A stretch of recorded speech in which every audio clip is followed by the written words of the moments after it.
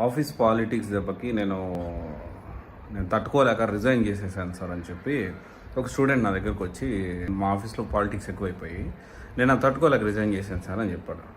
అని చెప్పి నా దగ్గరకు వచ్చి ఇప్పుడు ఏం చేయాలని అడుగుతాను. సో సింపుల్, అర్థం చేసుకోవాల్సిన విషయం ఏంటి అంటే, అన్నిటికీ తట్టుకోవాలి. ఆఫీస్ పాలిటిక్స్ అనేది కరెక్టే. ఇప్పుడున్న సిచ్యువేషన్లో వర్క్ అంతా ఒకరు చేస్తారు, దాని క్రెడిట్స్ మాత్రం ఇంకొకరు తీసుకుంటూ ఉంటారు.